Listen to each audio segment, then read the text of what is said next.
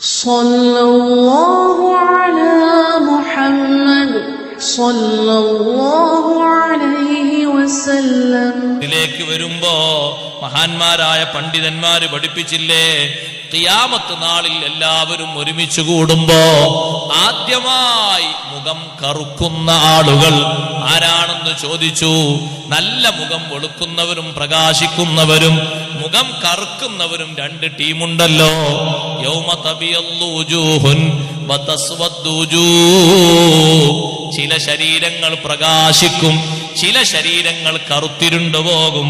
അതേ അവ്വലുമയ്യസ്വദ്ദു യൗമൽ ഖിയാമ, ഖിയാമത്ത് നാളിൽ ആദ്യം മുഖം കറുക്കുന്നവർ വുജൂഹു താരിഖിസ്സലാഹ്,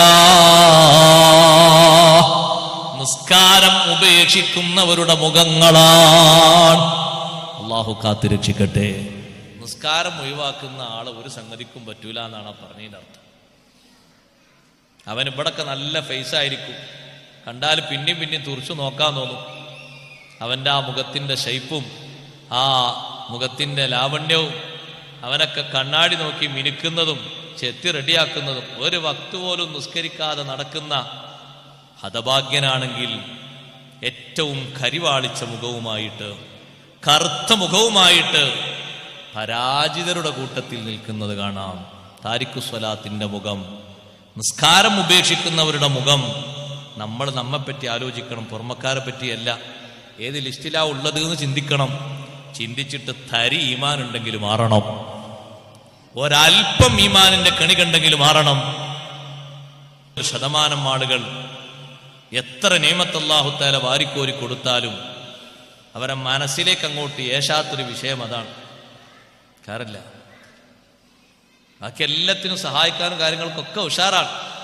കാറില്ല, ഇല്ലാത്തൊരു സംഗതി എന്താന്ന് ചോദിച്ചാൽ അതേ ഉള്ളൂ ആളുകൾക്ക്. ബാക്കി എല്ലാത്തിനും ഉഷാറാണ്. അതെ, ബാക്കിയുള്ള വിഷയങ്ങളെ കൊണ്ടൊക്കെ ഇതൊന്ന് പരിഹരിക്കുക. ഇല്ലല്ലല്ല, അങ്ങനെ കരുതണ്ട. അങ്ങനെ ഒരു വിട്ടുവീഴ്ച ആരും ഉദ്ദേശിക്കണ്ട. അങ്ങനൊന്നും കിട്ടൂല. സംസ്കാരം കാതലായ വിഷയം തന്നെയാണ്. അതില്ലെങ്കിൽ അതിൻ്റെ കുറവ് എല്ലാ സ്ഥലത്തും കാണും, എല്ലാ ഭാഗത്തും കാണും. അതാദ്യം രൂപപ്പെടുന്ന രംഗമാണ് മഹ്ശറിലെത്തിയിട്ട് അവനവന്റെ മുഖത്തേക്ക് വാപ്പയും നോക്കുമ്പോടാ, ഇത്രയും കഷ്ടപ്പെട്ട് പോറ്റി വളർത്തിയിട്ടും ഇജി കരിവാളിച്ച ആൾക്കാരെ കൂട്ടത്തിൽ പോയി നിൽക്കേണ്ടി വന്നല്ലോ, നിനക്ക് ഇത്രയും മോശപ്പെട്ട ആളായല്ലോ എന്ന് നിസ്കരിക്കുന്ന ബാപ്പയും ഉമ്മയും നമ്മളെ മുഖത്ത് നോക്കിയിട്ട് പറഞ്ഞ് ആളുകൾക്കിടയിൽ ഒരു മാനക്കേടുണ്ടാക്കുന്ന രൂപത്തിലേക്ക് പോകേണ്ട ഒരു തരം താഴ്ന്ന അവസ്ഥ ഉണ്ടാകരുത്. സഹോദരങ്ങളെ, സഹോദരിമാരെ, നല്ലോണം ശ്രദ്ധിക്കണം, നല്ലോണം സൂക്ഷിക്കണം. ഉപ്പമാരോട് ഉമ്മമാരോടൊക്കെ ഞാൻ പറയട്ടെ, നിങ്ങളെ മക്കൾക്ക് ഉയർന്ന മാർക്കൊക്കെ വേണ്ടി വരും, ശരിയാണ്. ദ്വാർക്കൊക്കെ വേണ്ടി വരും, ശരിയാണ്. പക്ഷെ നിസ്കാരം ഒഴിവാക്കിയിട്ടുള്ള ട്യൂഷനും വീട്ടിലെത്തിയിട്ട് നിസ്കാരങ്ങളൊക്കെ കളാക്കുന്ന രൂപത്തിലുള്ള കോളേജും അതൊന്നും മാറ്റാൻ ഇന്ന് വരെ നമുക്കായിട്ടില്ല.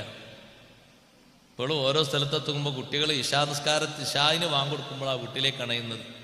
അസുറുണ്ടോ ഇല്ല, മഗ്രിബുണ്ടോ ഇല്ല, ളുഹറുണ്ടോ ഇല്ല. ഇങ്ങനെ പഠിക്കണം എന്ന് നമ്മളോട് ആരാ പറഞ്ഞു ഇങ്ങനൊക്കെ പഠിക്കണം? ദീന് പറഞ്ഞോ ഈ നിസ്കാരമൊക്കെ ഒഴിവാക്കിയിട്ട് പഠിപ്പിക്കണം?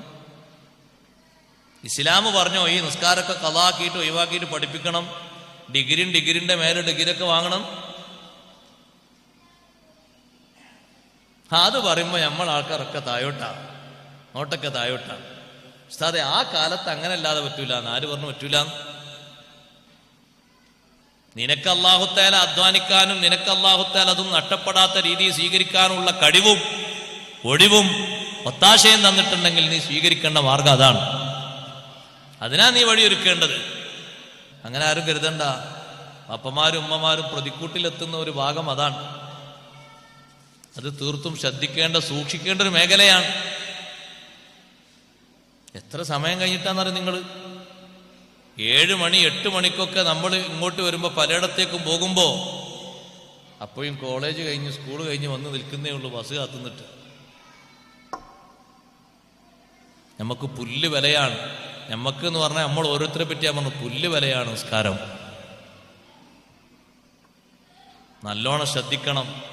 ഇവിടൊക്കെ നിറഞ്ഞു നിൽക്കുന്ന രൂപത്തിലൊക്കെ നമ്മൾ നിറഞ്ഞു നിൽക്കുന്ന അധ്യായങ്ങളായി മാറിയിട്ട് ദുനിയാവിൽ പല ആൾക്കാരുടെയും പല നല്ലവരുടെയും മനസ്സിലൊക്കെ ഇടം പറ്റിയിട്ട് ആഖിറത്തിലെത്തുമ്പോ കരിവാളിച്ച് ഒരിക്കലും പ്രകാശത്തിന്റെ ഒരു കണിക പോലും കിട്ടാത്ത ഹതഭാഗ്യരുടെ